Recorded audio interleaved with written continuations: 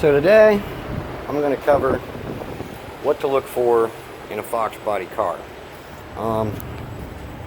There's a bunch of them around here, so I'm not going to get into too much of that. But I'm going to use this Mustang GT as an example. Now, this is the second car that the same gentleman has brought me a car with LX tailpipes hanging through a GT bumper. I think this is fucking hillbilly redonkulous at best.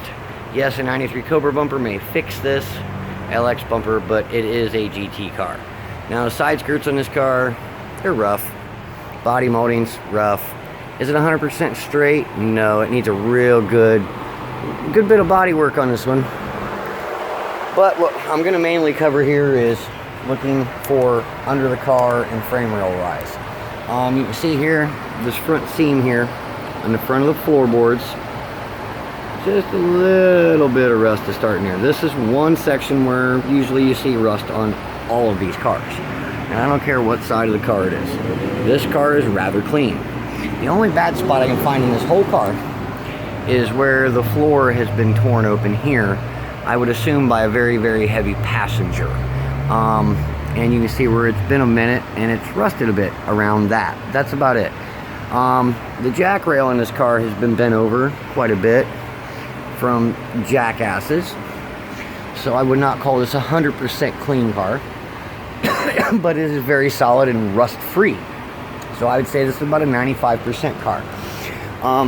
Torque boxes are all clean. Upper torque boxes are not ripped out or bent on either side. Lower torque box on this side looks great as well. Until somebody been in here monkeying around with brake lines and whatnot.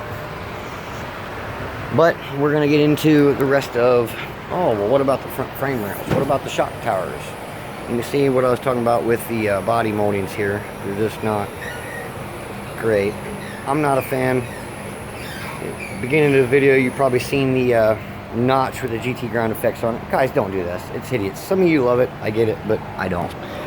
You know, let's look at the front frame rails. Front frame rails are mint in this car. Let's walk around to the other side and take a look. These are the things you need to look at for a Fox body, especially if you're going to build it.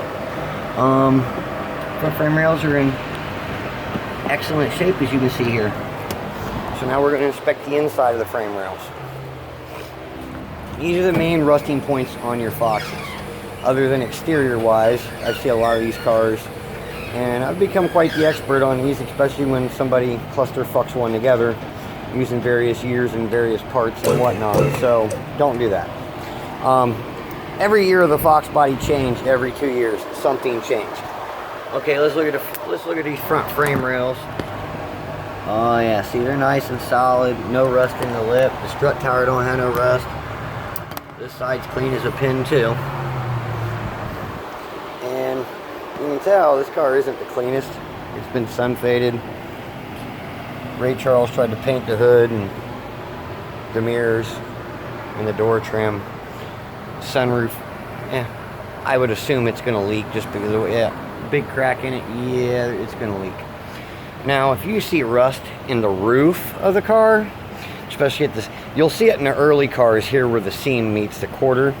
I've seen it in a few 79 to 86 cars.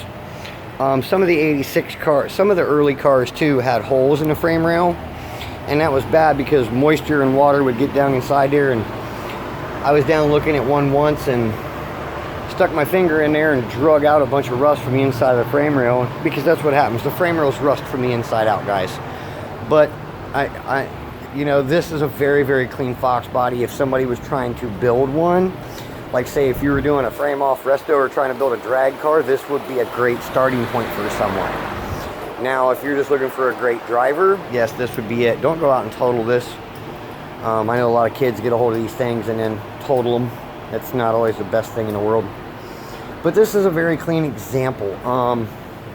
This car was bought right. It's got a lot of aftermarket parts on it, and I know several of my customers will agree with me. These cars are worth more in pieces than they are together.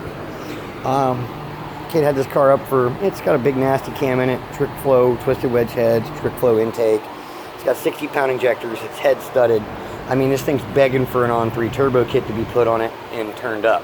355 gears. It does need a clutch. It's already got a Walbro 450 pump in it. If anybody's interested in this car, you can have it for $4,500 firm, I would think.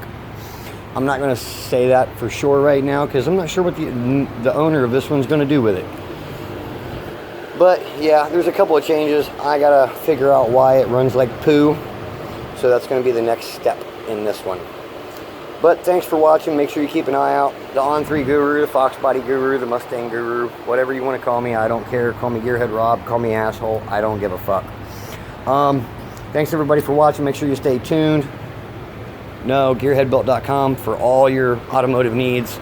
If you don't see it on the store, which you may or may not, hit that message us button through the web store and it'll message me through the shop page, and as soon as I get it, I can. The Facebook app is being dumb for the page manager right now, but we do get it and we will reply when we can. And if you're messaging me at 3 in the morning, I may or may not reply.